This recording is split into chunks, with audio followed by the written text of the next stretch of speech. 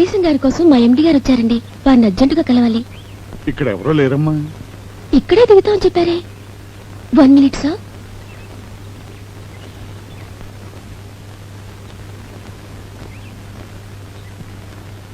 వారొస్తే మా ఎండి శ్రీ సిజే రాజు గారు వచ్చారని చెప్పండి, వారికి తెలుస్తుంది. Sorry for the trouble. It's all right. Sir, తండ్రి లాంటి వారు ఒక్క మనవి. చెప్పమ్మా. నేను వారి సెక్రటరీని. గిరీశం గారి సలహా విలువ తెలియక బేరం చేశాను. వారు నవ్వేసి వెళ్లిపోయారు. ఈ సంగతి మా ఎండి గారికి తెలిసి నన్ను చంపేస్తానన్నారు. గిరీశం గారికి వారి 25 లక్షలు వారికి ఇచ్చేస్తామని చెప్పండి. క్యాష్ కూడా తెచ్చాం. తప్పంతా నాదే, మా యజమాని కాదని చెప్పండి. కనీసం ఫోన్లో హలో అనమనండి. సలహాకి 25 లక్షలు.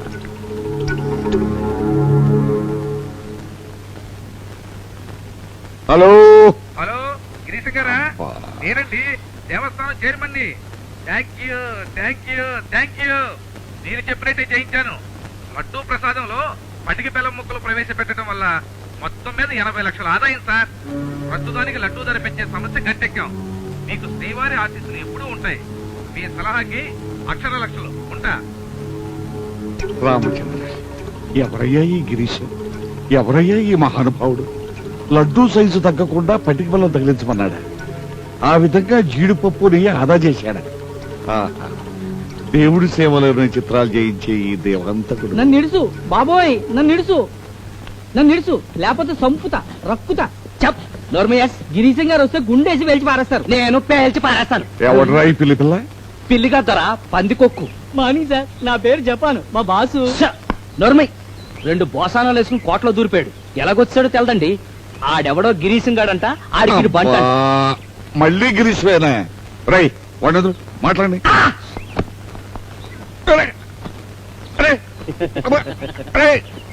నీకు బుద్ధుతాడరా? వాడి కోసం నన్ను పడేస్తాడరా? లే లే, నీకేం భయం లేదు. లేచి నిలబడు. వాడేం చేయలేవయ్యా మగడా. రై నువ్వు వెళ్ళా బడు కూర్చో కూర్చో. ఎడగా నిలబడవయ్యా. అరే మొహం చూడవయ్యా. ఎవరు నువ్వు? నీ పేరేమిటి? జపానండి. అసలు పేరేమిటి? తెలీదండి. గిరీశం గారు ఇలాగే పిలుస్తారండి. ఎందుకంటే నేను జీనియస్ అండి. గిరీశం గారు ఎవడరా? ఆయన ఇంకా చాలా గొప్ప జీనియస్ అండి. అసలు వాడు ఎవడగా అంటుంటే వారు దేవుణ్ణి ఎలా వర్ణించరండి? ఎక్కడి నుంచి మొదలెట్టనండి? టాటా బిర్లా లాంటి కంపెనీ వాళ్ళకి గిరీశం గారు దేవుడండి. రాష్ట్ర ప్రభుత్వాలు మంత్రులు చీకటి పడ్డాక వారి సలహాలు తీసుకుని ముడుపు చెల్లించి గట్టెక్కుతారు. బిజినెస్ లో ఒక సలహా విసిరితే కోట్లు కురుస్తాయండి. ఆయన చూపు తగిలితే దివాలా ఎత్తి శవాల్లా పడున్న కంపెనీలు లేచి చల్ మోహన్ రంగాన్ని డాన్సులు ఆడేస్తాయండి. డబ్బు విషయంలో జంతర్ మంతర్లో మనగాడనుకోండి. అదే ఇందాకెవరో చెప్పారు, లడ్డూ ధర పెంచకుండా. పటిక బెల్లం ట్రిక్కేనా అండి? దేవుడే తిల్లైపోయాడు అనుకోండి. అవును, అలాంటి వాడు ఇక్కడికి ఎందుకు వస్తున్నట్టు? అది అడక్కదు, అది దేవరహస్యం. చెప్పి నా తల తీసేస్తాడు. ఎందుకు ఎప్పుడు వస్తున్నాడు? ఎప్పుడో, ఎందుకో, ఎక్కడికో ఎవరికి తెలుసు గిరీశం గారి లీలలు. ఒరే రామంటూ, గిరీశం గారికి తూర్పు గదిలో విడిదని పని చెప్తాం. తాళంటి కట్టమంటారా? ఒళ్ళు పడిందంటే సార కూడా చేయి, జాగ్రత్త. పొద్దుపోయింది సామె, బట్టలు మార్చుకుని పడుకోండి. ఆయన వస్తే నేను చూసుకుంటాగా. నీ గురించే భయంరా. ఊసనా గీసనా అంటూ 5 గారిని అడగొడితేను ముక్కులు మూసేసుకుంటాను చెప్పానుగా. తప్పుడు పనులు చేయను. క్యారేజీలో పోయిను, ఫ్యాస్కోలో పాలు, పళ్ళెంలో పళ్ళు పెట్టాను, పక్కేశాను. మీరు పదండి పదండి. శరణు శరణు మహాప్రభో, శరణు శరణు. ఈ గిరీశాన్ని కాపాడండి. అరే వచ్చారా? లేవండి లేవండి. లేవను. మీరు శరణిచ్చి 10 గంటల నిద్రకి చోటిస్తే తప్ప లేవను. మీరు ఇక్కడ ఉన్నట్టు నరమానవుడికి చెప్పను. రండి వచ్చెదురుగాని దయచేయండి. అమ్మో, భోజనం అంటే 10 నిమిషాలు నిద్రపోతుంది. గురూజీ, నేను ఇక్కడికి ఎలా వచ్చానో నాకే తెలియదు. పడుకోవాలి, వాలి పడిపోవాలి. పడుకోవాలి, గురూజీ, పడుకోవాలి. ఎక్కడ? మెట్ల కింద, పెరట్లోనా? మంచివారే. అదిగో మీకోసం గది పడక భోజనం అన్ని ఏర్పాటు చేసినాం. Thank you sir. Good night. సర్వమంగళ మాంగళ్యే శివే సర్వార్థ సాధకే శరణ్యే త్రయంబకే దేవి నమోస్తుతే. మహాలక్ష్మి నమోస్తుతే. ఏమిటయ్యా ఇది?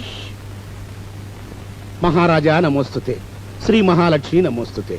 అయ్యా, అపరిశుభ్రంగా ఉన్నాను. తమరు ఎదుటి నిలిచే అర్హత నాకు లేదు. 5 అంటే 10 నిమిషాలు.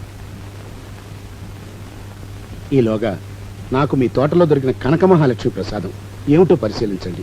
వచ్చి వివరాలు దాఖలు పరుచుకుంటాను. జపాన్. ఇప్పుడే త్రవ్వు తెచ్చిన బాపతలాగా ఉంది. రే రమ్మండు, ఆ పెడితెరు ఏముందో? తేనె కావచ్చు, యాప నూనె కావచ్చు. నీ బోర్డు జోస్యాలు అడగలేదు. పలుగు తెచ్చి తాళంది. ఏల్సాలు.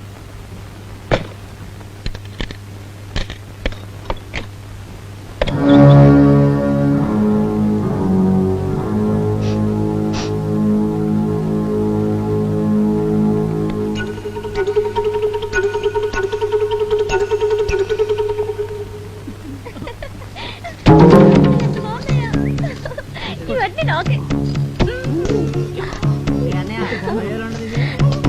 బాబు కదలకమ్మా. రెడీ.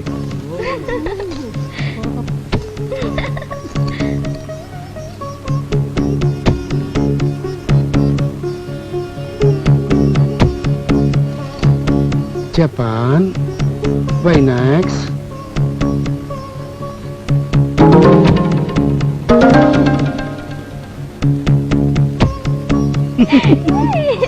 ఎంత బాగున్నావా?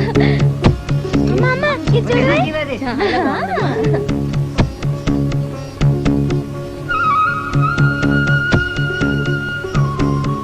మన రాజకుటుంబాల్లో తిని తగలేటివే కాని గడించి పోసే గుణాలు పోతున్నాయి.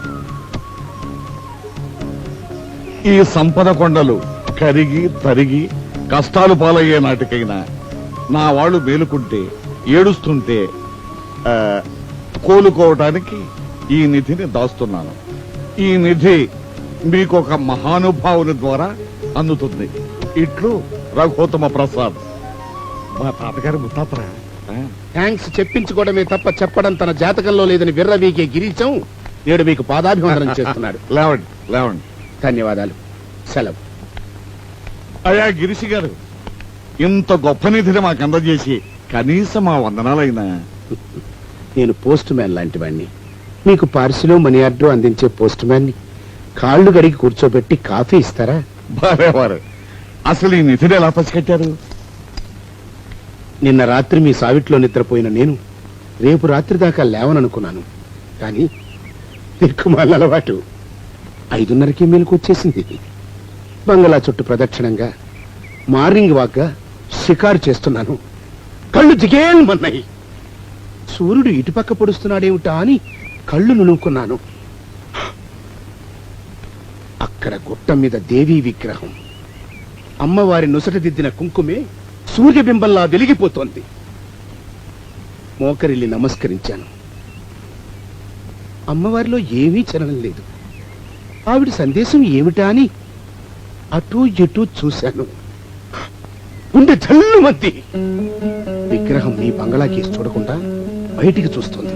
అనేసా, ఆవిడతోనేసా, అమ్మా తల్లి, నిన్నిక్కడ నిలుపుకుని సేవించుకుంటున్న శ్రీ రాజావారి కుటుంబం ఆ బంగళాలో ఉండగా నీ చల్లని చూపులు ఇంటి మీద కాకుండా వీధికేసి ఉన్నాయే అమ్మా. అది నీ పరాక లేక వాళ్ళ అపరాధమా అని నెలేశా.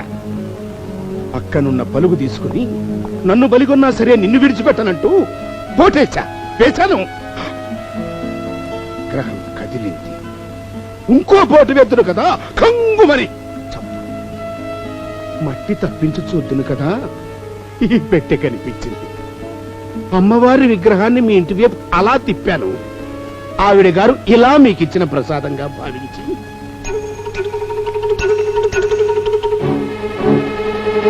గిరీష్ గారు, మీరు వెళ్ళటానికి వీల్లేదు. ఇది రాజాజ్ఞ. ఆగండి.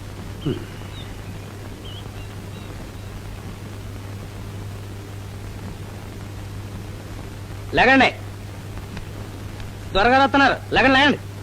రైట్, నోరు మీద లేవద్దు. డిస్టర్బ్ చేస్తున్నాను తెలుసు, అయినా తప్పదు, లేవద్దు. నేను ఇప్పుడు ఎందుకు వచ్చాను అంటే, నాకిద్దరు కూతుళ్ళు 2 గాడిదలు. ఆ 2 గాడిదలు నన్ను నా కొంపను ముంచేసి వాళ్ళు ఎక్కడ మునిగిపోతారోనని నా భయం. ముఖ్యంగా నిన్న మా కుల పెద్ద రాగరేఖ మీద రాసిన వార్నింగ్ చూశాక నాకు భయం పట్టుకుంది. మా కుర్రవాళ్ళ హయాంలో ఈ కొండంత సంపద కూరంత అయిపోవటం గ్యారంటీ. నా మాట కరుకు, కటిక చేదు. సావధానంగా వినండి.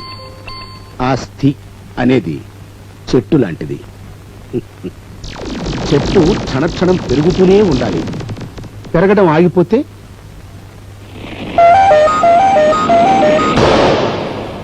చచ్చిపోయినట్టే. చెట్టు ఏమిటి, గీసిన గడ్డం క్షణాల మీద పెరిగి మాసిన గడ్డం అవుతుంది. అది జీవలక్షణం. చెప్పండి, మీ తాతల నాటి ఎస్టేట్ 1,00,000 ఎకరాలు ఉండేది. ఇవాళ మీ హయాంలో 10,000కు పడిపోయింది. అవునా?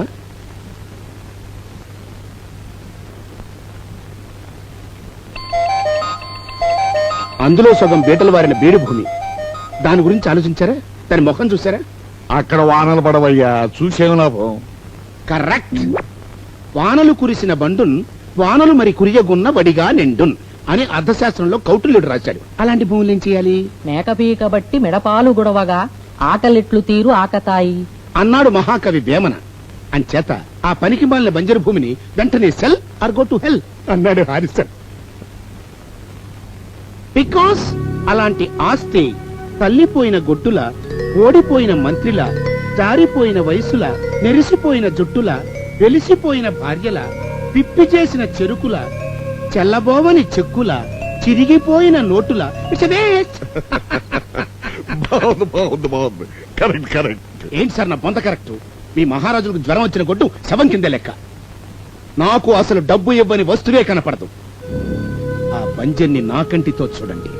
బయటకెదిగిన పడుచు పిల్లల, మేకప్ చేసుకోబోతున్న జ్యోతిలక్ష్యుల, నివురు కప్పిన నిప్పుల, సంబరాలకెదురు చూసే శివాలయ్యల్లా నేను చెలరేగి ఆ బీడులోంచి డబ్బు తీస్తాను. మీకు ధాన్యలక్ష్మి కనిపించని ఆ బంజరులో నాకు ధనలక్ష్మి కనిపిస్తోంది. ధనలక్ష్మి కనిపిస్తుందా? కర్ణ పిశాచిలాగా వీరికేమైనా నేత్ర పిశాచి ఉందా? అర్జున, కర్రలో దాగి ఉన్న అగ్ని కంటికి కనిపించదు, కాని నా బుర్రకి కనిపిస్తుంది. కర్రను రాపాడిస్తే, కాలిస్తే అందులో దాగి ఉన్న అగ్గి హక్కుమంది. ఎవరయ్యా నువ్వు మహానుభావ?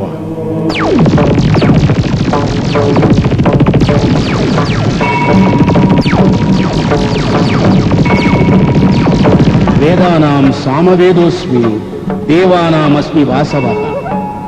వేదములలో సామవేదము నేనే, దేవతలలో ఇంద్రుడను నేను, జంతువులలో సింహాన్ని, పక్షులలో గరుత్మంతుడని, హీరోల్లో చిరంజీవిని నేనే, తారల్లో శ్రీదేవిని నేనే, కూరల్లో వంకాయను నేనే, పాటల్లో వేటూరిని నేనే, మంత్రుల్లో ముఖ్యమంత్రిని, స్టార్స్ లో సూపర్ స్టార్ని, షేర్స్ లో హర్షత్ మెహతాని.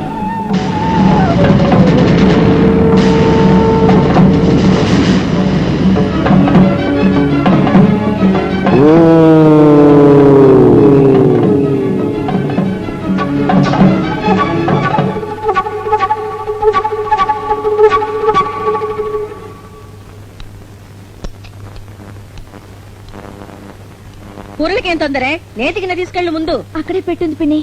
అది నాన్నగారి పళ్ళెం దగ్గర ఉంటుంది. దున్న పోత. ఆయన కోసం పెట్టింది నేనే ముట్టుకోను. మేమంతా ఏ వేసుకుని చావాలి? పద పద. అబ్బలేదు దిబ్బలేదు. ఏం పోకళ్ళే నా తల్లి. పదా. అమ్మ నా తల్లో. చూసారా చూసారా ఎంత కోపమో. చారిగిన దిమ్మరించేసి నేతిగిన్న నేలకేసి కొట్టింది. మీరు కూర్చోండి, లేస్తే నన్ను చంపుకు తిన్నట్టే.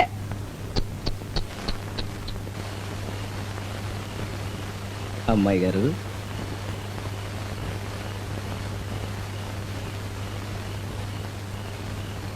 అమ్మాయి గారు, పొద్దుటి నుంచి బొవ్వ తినలేదు కదండి?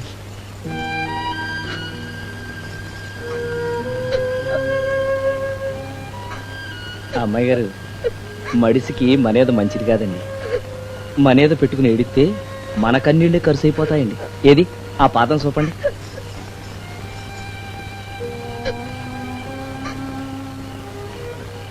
అసలండి దేవుడు మన కన్నీళ్ళు ఇచ్చింది మన కోసం కాదంటండి. ఎదటాళ్ళకు బాధ వచ్చినప్పుడు మనం కన్నీరు పెట్టాలా, అందుకు. అప్పుడు వాళ్ళకి ధైర్యం వస్తుంది.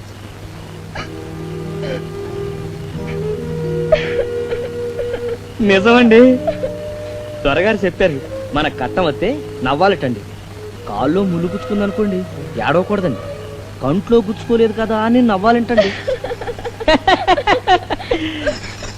షో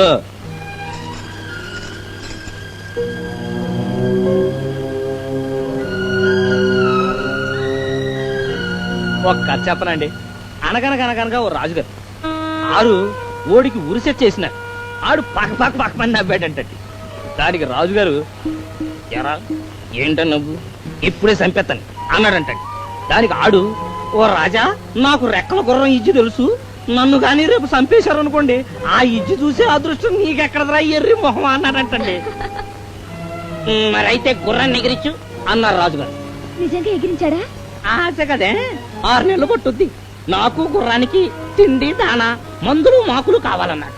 రాజుగారు సరే అన్నారు. రోజు ఆ రంపించే పాలు మేగడ 30 తందిని ఆ మిగిలిన దాంతో గుర్రాన్ని మాలిష్ చేసేవాడు. రాజభోగంగా జరిగిపోతుంది ఆడికి.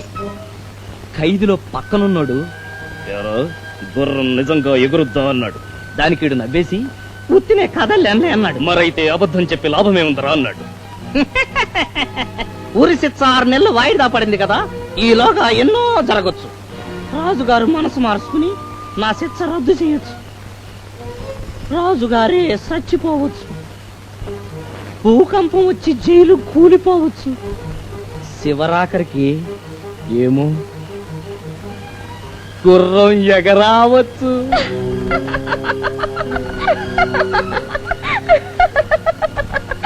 అన్నాడు. ఆహా, నా సొగ్గసే కని మరుడే దాసుడు కాడ. ఛీ, నాకు మరుడే నా బంద దాసుడు.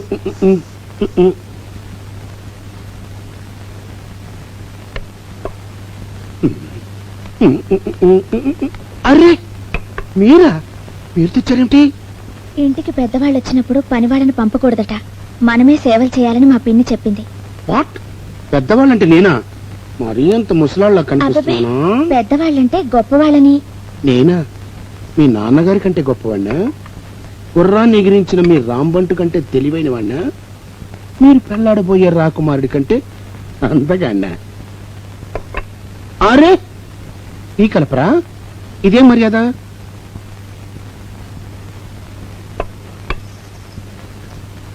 మీకు సంగీతం వచ్చా? మీ డాడీ నేర్పించారా? కొద్దిగా. సంగీతం సంతోషం అక్క చెల్లెలన్నారమ్మా. బంగారు వంటి లోకము సంగీతము వంటి విద్య కలదే భువిలో అన్నాడు నారద మహర్షి. ఎక్కడైనా నారదుల వారు బంగారం మీద పద్యాలు రాస్తారా ఏమిటి? ఎందుకు రాయుడు? బ్రహ్మకైనను పుట్టు రెమ్మ తెగులు అన్నారు. అంటే ఓసారి ఎలాంటి పందారి చిలక బ్రహ్మ దగ్గరికి వెళ్ళి, స్వామి ప్రతి మగాడిద నన్ను చూపులతో కొరుక్కు తినేస్తున్నాడు, ఎలా అని మొరబెట్టుకుందిట. బ్రహ్మ ఒక్క క్షణం ఆ పిల్ల వంక చూసి కళ్ళు మూసుకున్నట్ట. ఓ పిల్ల, ఇంకో క్షణం నువ్వు ఇక్కడున్నావంటే చూపులతో కాదు, నా 4 నోళ్లతోనూ నిన్ను కర్ర కర్ర నబిలి మింగేస్తాను, పారిపో అన్నట్ట. కావేరి, నువ్వు హాయిగా నవ్వడం చూశానమ్మా, నా జన్మ ధన్యమైపోయింది. ఇవాళే కాదు, చిరకాలం నువ్వు బతికున్నంత కాలం ఇలాగా నవ్వుతూ ఉండాలి. కానీ నువ్వు చెప్పకపోయినా నాకు అన్నీ తెలుసమ్మా. చిన్నప్పుడే కన్నతల్లిని పోగొట్టుకున్న దురదృష్టవంతురాలివి. ఇటు సవితల్లి పెట్టే కష్టాలు, అటుకొన్నంత ప్రేమన్నా ఏమీ చెయ్యలేని నీ కన్న తండ్రి. కానీ ఇవన్నీ నీ మంచి కోసమేనమ్మా. దేవుడు గమ్మత్తులు చేస్తుంటాడు. నీలాంటి బంగారు తల్లికి మొదట్లో కష్టాలు పెట్టినా ఆనక నాలాంటి మంచి మనిషికిచ్చి పెళ్లి చేస్తాడు. అరే చిగ్గా పిచ్చి పిల్ల. ఏ